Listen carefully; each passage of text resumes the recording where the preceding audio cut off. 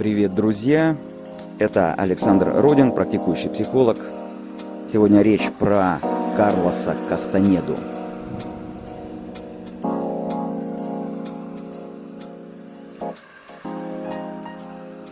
Мой интерес к Карлосу Кастанеде зародился еще в мои 17 лет, сейчас 40 уже.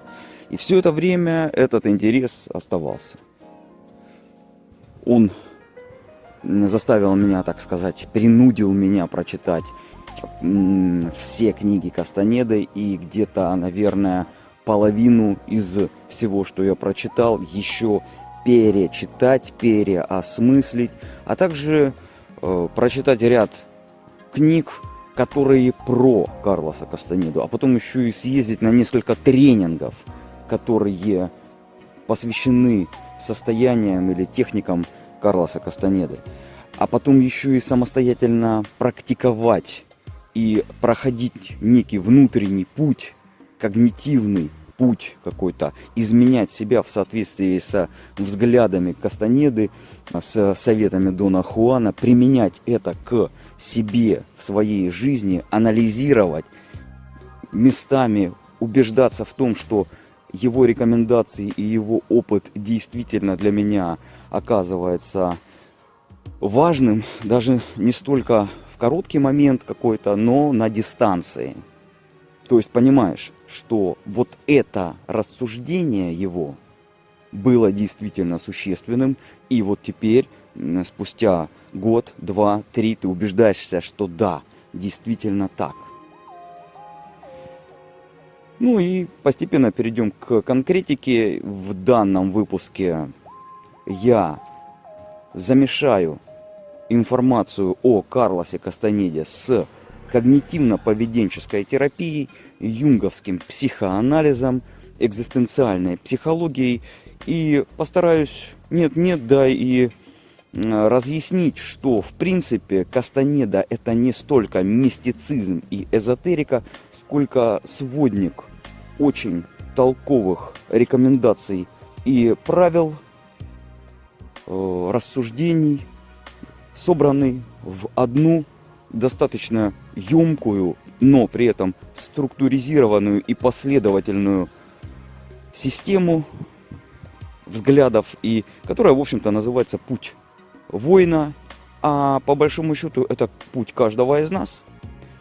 И когда упоминается такая фраза Доном Хуаном, Дон Хуан, сразу же скажу, это тот персонаж, с которым Карлос Кастанеда на протяжении всех своих рассказов общается в том или ином состоянии. Это старый индейский шаман, Брухо, если я не ошибаюсь, человек знания, Нагваль, который передает знания для своих последователей, которые являются, они собираются в так называемой партии, партия женщин, партия мужчин, там их то ли по 10, то ли по 5 было человек. Каждый из них олицетворял свою функцию в общем учебном процессе. Встречается там такое название, как свидетель. Когда какой-то обряд или передача знания происходит, должен быть сторонний наблюдатель. Опять же, отсылочка к свидетелям и в нашей с вами культуре, на свадьбе. Свидетель.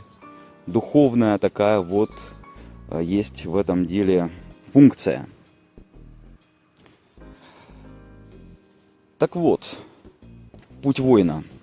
И когда Дон Хуан говорил Карлосу Кастанеде о том, что воин и его путь неразлучны, к этой идее, в общем-то, человек и приходит на своем пути, принимая ответственность за свою жизнь, беря ее на себя.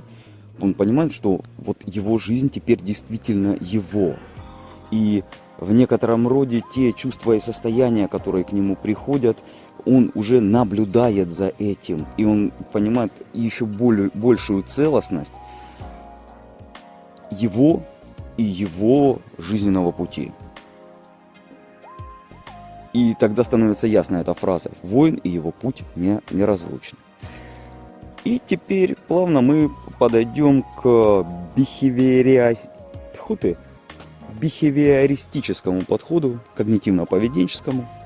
То есть наша жизнь — это некая реакция на некие события, и из этого формируется наш характер, наше состояние. И если надо подлечиться, давайте посмотрим на это все со стороны, что-то уберем, что-то добавим.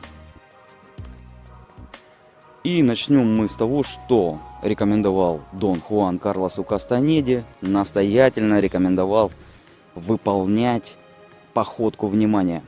То есть техника, которая направлена на остановку внутреннего диалога. Собственно, это вообще отдельная тема, для чего и как это делается, и в какой последовательности, и как у человека это происходит самостоятельно в случае, если он перегружен.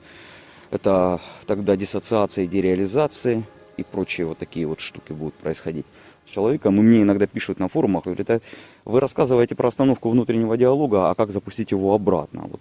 Это категория граждан, которые испытывают это психическое расстройство, а может быть это, в общем-то, и психическая защита, когда система перегружена всякой ерундой, по большому счету, то случается диссоциативное расстройство. Человек видит, например, мир как изображение, как картинку, как плоскость и теряется. Да, то есть, например, если ты идешь по тропе в лесу, то это все станет плоским, непонятным набором изображений каких-то, в которых не будет читаться ни объем, ни перспектива, ни периферия.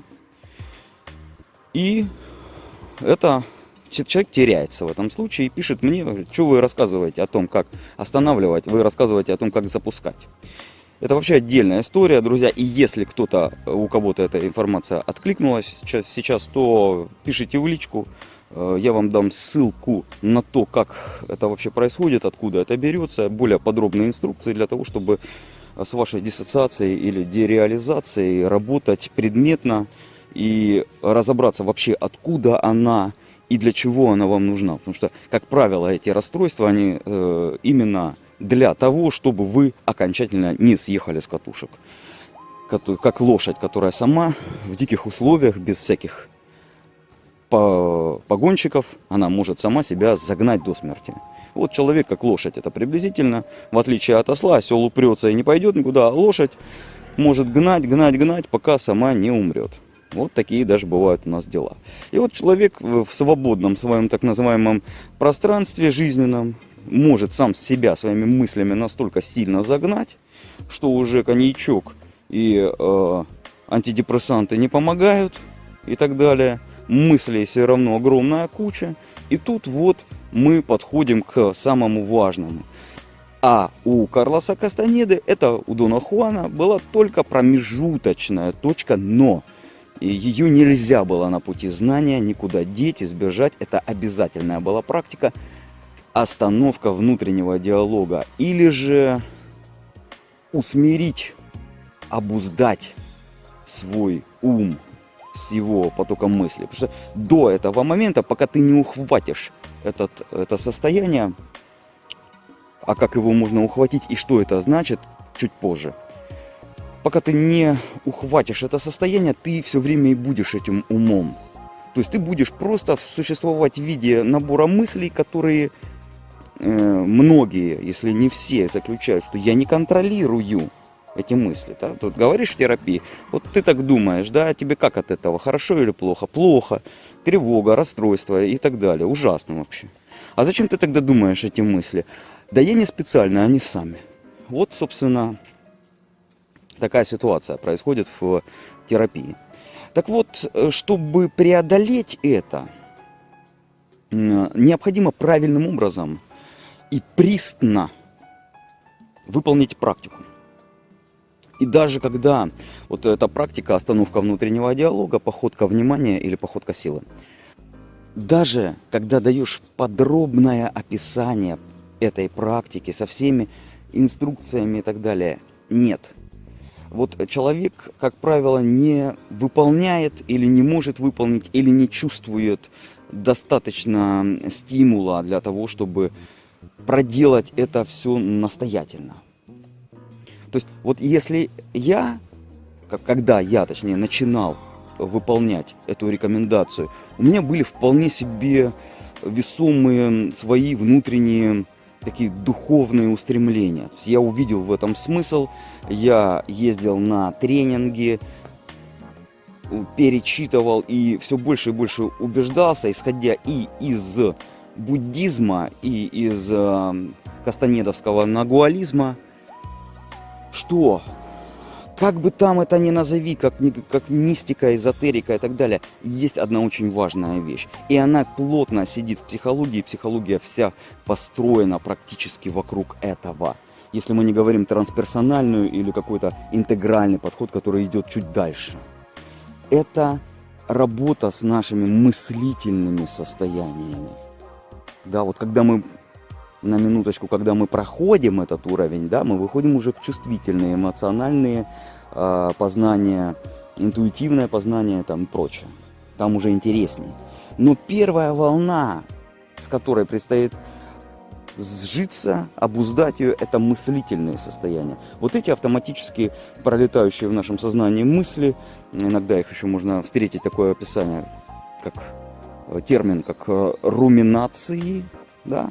И что же делать с ними, со всеми, когда ты не хочешь, а они лезут, и голова твоя полна всяческих ужасных мыслительных состояний, да, то есть дом стоит, свет горит, из окна видна даль, все хорошо в твоей жизни, или как минимум не так плохо, как у некоторых, но ты думаешь, что все ужасно, бесперспективно, полная апатия, особенно это ближе к 30 годам, у некоторых в 40, вот, проявляется, и что же делать?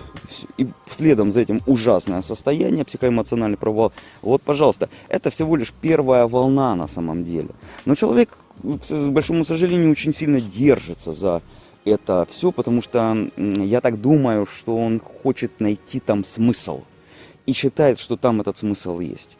То есть это как блуждание в 3 березах, и в этом лесочке опции выхода нету, там есть только опция искать выход. И вот человек там и ищет, думая, что разрешив эту ситуацию, он наконец-таки станет спокоен и счастлив. А нет. На самом деле решение этой задачи, оно более простое, чем человек может себе предположить. Это увидеть это со стороны. И теперь мы возвращаемся к практике остановки внутреннего диалога. И опять же повторюсь, если человеку выдать четкую инструкцию, он не сможет ее в 99% случаев соблюсти, выполнить и добиться результата. И поэтому есть моя авторская разработка передачи этого опыта. То есть это вообще отдельная история. Кому будет интересно, пишите в личку, и мы об этом поговорим. Как остановить внутренний диалог, успокоиться, достигнуть состояния покоя. И только выполнение одной этой рекомендации, но регулярная на протяжении определенного количества дней, приводит человека в состояние покоя, такой равномерности, умеренности, и он выйдет из кризиса. Ну, конечно же, терапевтическая поддержка здесь будет важна, или как минимум не помешает. И вот я тут говорил про, в общем-то, походку, внимание, какую-то шаманскую технику. И теперь когнитивно-поведенческий подход, в котором, когда я его изучал, я обнаруживал все больше и больше отсылок к этой самой технике. То есть под разными соусами, в разных вариациях, то же самое. Попытка сосредоточиться, рассредоточиться, обнаружить, встать со стороны, посмотреть, назвать и так далее. То есть мы делаем первое заключение о том, что, собственно, походка это шаманская практика, окрашенная этническими красками какими-то, таинственностью. Куда ж без нее? Она, в общем-то, является вполне себе серьезным, научно обоснованным когнитивно-поведенческим инструментом. Идем дальше. Юнговский психоанализ, его путь героя в интерпретации Кэрол Пирсон, его ученицы, это в некотором роде путь воина, который описывал Дон Хуан. И опять же, вот Дон Хуан с Кастанедой, они постоянно болтали о том, что вообще происходит в жизни Карлоса Кастанеды, да, происходит в общении его, с его друзьями, с его родственниками, коллегами. И было именно много разговоров на тему бытовухи именно. Вот потому что наш весь такой, так скажем, шаманизм наш, да, вот наша мистика вся нашей жизни, она происходит вот у нас прямо под носом. Да. Вообще, что такое мистическое познание и мировоззрение? Это, ну, проще говоря, изучение мира через изменение себя. Вот ты изменяешься, и мир изменяется. И ты перестаешь быть реакцией на изменение мира, а сам начинаешь менять себя и смотреть, как мир меняется. Вот это мистический подход. Нету здесь ничего запредельного, заоблачного. Это только, в общем-то, взятие ответственности на себя за то, что происходит с тобой. Но это действительно подвиг внутренний. Почему? Потому что намного проще жить в виде реакции, но местами начинает подташнивать. И народ идет к психологу и говорит: я больше так не могу. Ну, в общем-то, яркий маркер кризиса. Это так, как было, уже не будет. Я понимаю это. А как будет, я не знаю. А это сильно настораживает. И я в состоянии невесомости, уязвлен или уязвлена. Я не знаю, что и как. И тут вот как раз-таки очень хорошо заходит экзистенциальная психология, психотерапия и философия и так далее, которая рассуждает о том, как дальше. И каким образом опять она коррелируется с Кастанедой. Мне всегда было интересно наблюдать, что 4 данности экзистенциальной психологии, с которыми она работает, которые обсуждаются с клиентом на сессиях, очень похожи на 4 противников на пути человека-знания по Кастанеде.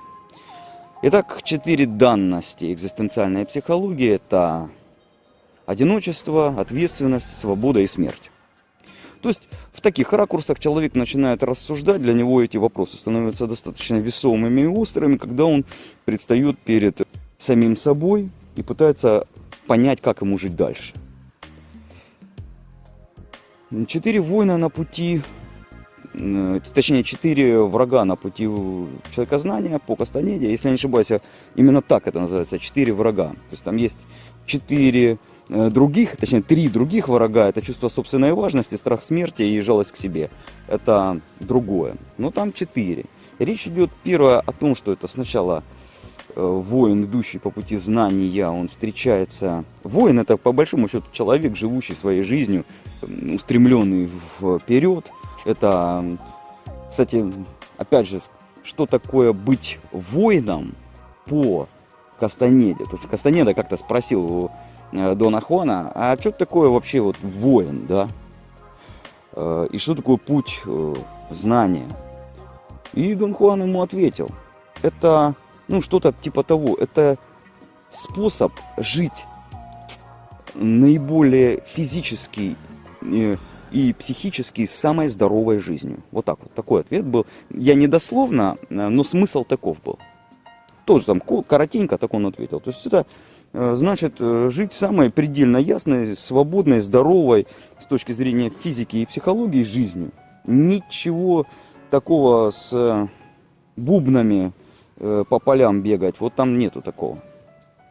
Хотя, опять же, я проходил где-то в свои 25-30 лет через эту стадию. То есть обуянный идеями Кастанеды и какой-то запредельностью в попытке найти именно там выход для своей горемычной жизни, я думал, что вот теперь у меня есть настоящий бубен из шкуры какого-то супер оленя, привезенный из там с гор Алтая там или откуда-то спущенный, купленный, все, вот теперь с этим бубном я пройду сквозь миры и прочее. А это большое заблуждение на самом деле, потому что это все игры ума, да, и опять же мы возвращаемся к походке внимания. Сначала надо усмирить свой ум, а потом ты начинаешь уже что-то предпринимать в своей жизни и как-то коррелировать это со своими собственными состояниями, желаниями. Вот, пожалуйста.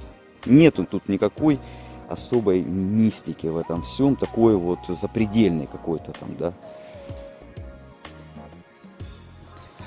Итак, 4 данности когнитивно-поведенческой терапии – это смерть, одиночество, ответственность и свобода. И 4 противника на пути человекознания – это страх, ясность, сила и старость. То есть, если старость и смерть, в принципе, практически одно и то же в смыслах экзистенциальной психологии и кастанедовской, то все остальные очень похожи. Потому что там рассматриваются одни и те же, так сказать, мысли, смыслы и прочее. Кастанеда был большим молодцом, он приукрасил эти важные понятия для человека, которые, вероятно, он подмотал, когда был ассистентом у какого-то психотерапевта или психиатра, когда он работал. А также он был, в общем, на какие-то литературный то ли колледж, то ли какое-то учебное заведение он закончил. В общем-то, все это он соединил в очень удобную конструкцию. Вообще, Кастанеда, фамилия это типа нашего Иванова, очень распространенная. Возможно, даже Кастанеда был сам это бренд или выдумка, псевдоним. И сама форма передачи информации в его книгах, она очень удобна. То есть тем же самым способом воспользовался Ричард Бах в «Иллюзиях», да, когда он общался с, именно, опять же, он же сам Ричард Бах, один из персонажей рассказа «Иллюзии», в котором он общался с Дональдом Шимодой, человеком таким магическим, человеком знания. Тем же самым приемом, в общем-то, воспользовался и Пауло Коэльо в своей повести, как же она называлась, «Путь Сантьяго», по-моему, да, «Дневник мага», то есть в которой он описывает опыт прохождения пути Сантьяго со своим наставником Петрусом, который даже так в этой книге упомянуто, что он чем-то ему напоминал мотивы из Кастанеды, да, и общение его с Доном Хуаном. То есть это удобная литературная модель. Удобная литературная модель, в которой можно делиться своими собственными состояниями и взглядами, приобретенными в течение движения по своему жизненному пути, с читателем. Но не от своего лица, а от лица какого-то мастера, с которым ты общаешься. Это удобно, чуть-чуть снижает, так сказать, фактор ответственности где-то и напряженности. Итак, идем дальше. Чуть-чуть к Юнгу возвращаемся. Активное воображение. И здесь мы сталкиваемся с практикой осознанных сновидений. Нет-нет, да и человек, в общем-то, начинающий вести осознанный образ жизни или понимающий, что это важно, с ним случаются осознанные сны. Что такое осознанный сон? Это, в общем-то, такое состояние в течение... Вот мы видим сон. Какая-то картинка, там происходит какой-то сценарий и так далее. И вдруг ты понимаешь, осознаешь факт того, что это сон. И у тебя сразу же возникает желание проверить, а действительно ли это так. Потому что сначала сложно поверить в это. Поэтому надо проверить. И 95 или 99,9, может быть, даже 10% начинают пробовать летать.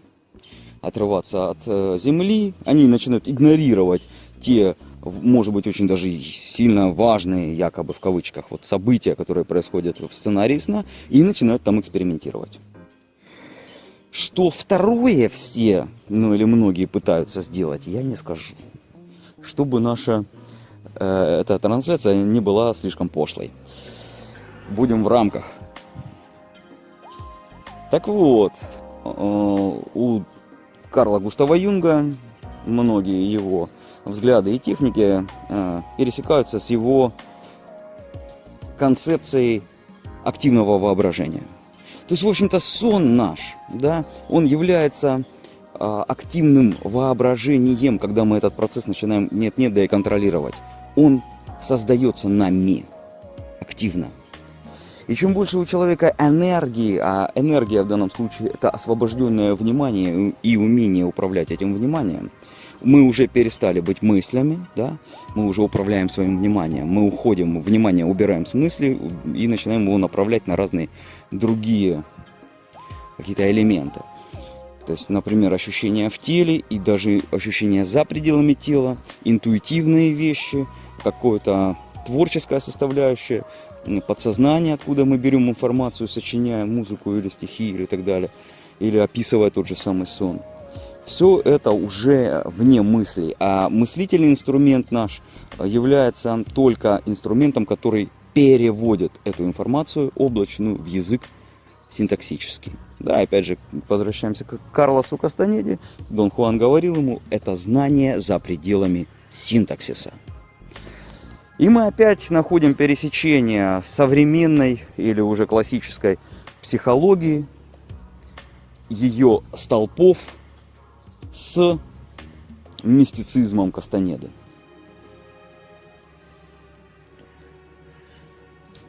В заключении вот этого всего борща, который я вам сварил из этой информации всей, я бы, наверное, сказал следующее. Нету, в общем-то, никакого мистицизма особого такого, или в магии нету ничего такого запредельно страшного. Даже у, в общем-то, признанного магического именно автора Андре Папюс, который до сих пор цитируется и публикуется, это там, по-моему, 17 век, Франция или что-то в этом роде. Книги его там можно найти, практическая магия с пантаклями всяческими и описанием обрядов. И даже где-то там, по-моему, фигурируют какие-то лапки летучих мышей, что-то в этом роде, да. Это мы не будем рассматривать. Но тем не менее, я вам скажу так, друзья, я встретил одно устойчивое повторение, один устойчивый паттерн. Я его услышал в одном рецепте, который мне почему-то запал в душу, и его рассказывал, если я не ошибаюсь, Серж Маркович на канале «Охота и рыбалка». И это же я увидел и услышал в описании одного из магических обрядов у Андре Папюс. Так вот, Андре Папюс, описывая какой-то обряд, он рассказал так, что надо проснуться раненько, сделать физические упражнения, зарядку, в общем-то, привести себя в полный порядок, духовное спокойствие, в общем-то, правильно там как-то позавтракать, да, сделать дыхательные там упражнения, все, наладить свой мир, а потом совершать этот обряд. Какой? Неважно. То же самое было на канале «Охота и рыбалка». И там это мне больше понравилось.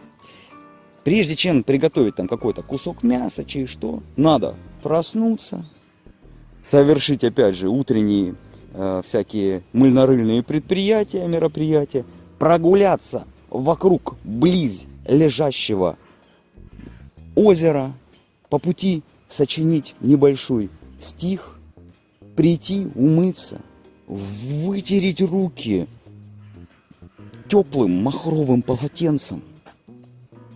И вот тогда только начинается потом уже выполнение самого блюда, которое предлагается приготовить. То есть, друзья, все достаточно просто. Все начинается с вас, с вашего состояния.